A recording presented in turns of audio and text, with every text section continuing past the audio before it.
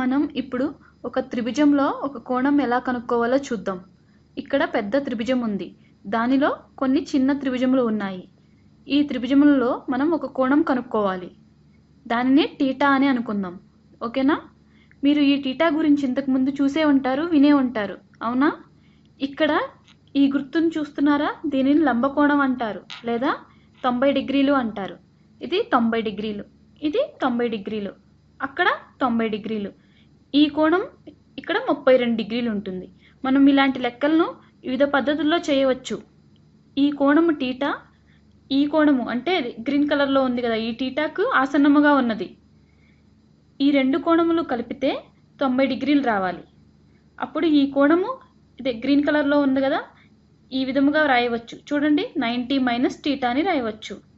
ఒక త్రిభుజంలో 3 కోణములు తెలుసు. మనం ఇప్పుడు టీటాని కనుక్కోవాలి. మనకు తెలుసు ఒక త్రిభుజంలో 3 కోణములు కూడితే 180 డిగ్రీలు రావాలి అని. అవునా? ఇక్కడ ఉన్న ఆ కోణములు ఏమిటి? 90 డిగ్రీలు, 90 డిగ్రీలు మైనస్ టీటా, 32 డిగ్రీలు.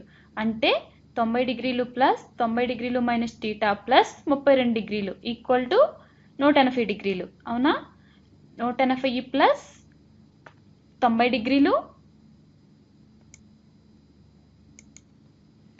90 డిగ్రీలు ప్లస్ 90 డిగ్రీలు అంటే 180 వస్తుంది. అంటే 180 plus half minus theta plus 32 equal to 180 డిగ్రీలు. ఇప్పుడు ఇరువైపులా 180తో తీసివేద్దాం.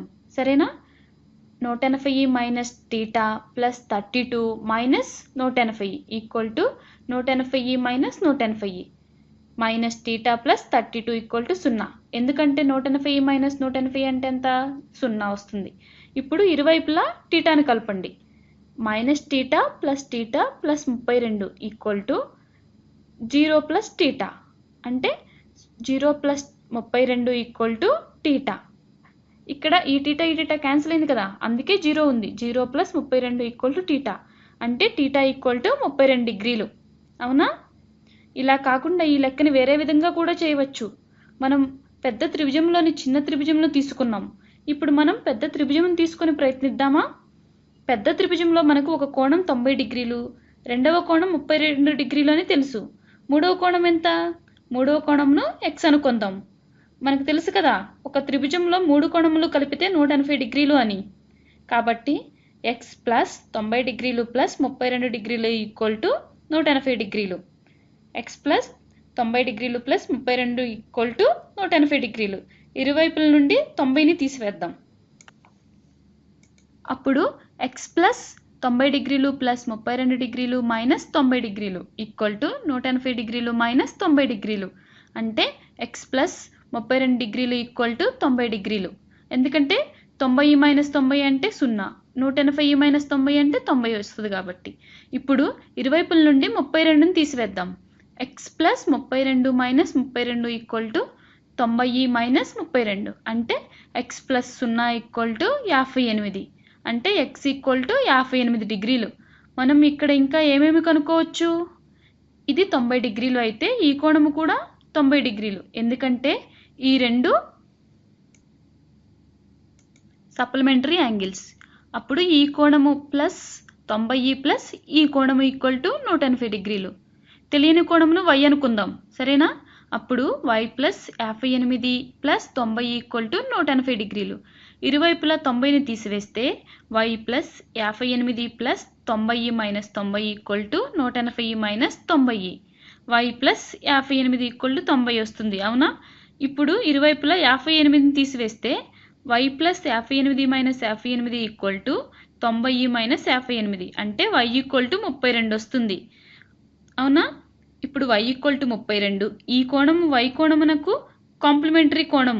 ఈ కాంప్లిమెంటరీ కోణమును వేరే రంగులో రాస్తున్నాను చూడండి. కాంప్లిమెంటరీ కోణము z అనుకుందాం. y plus z equal to 90 డిగ్రీలు.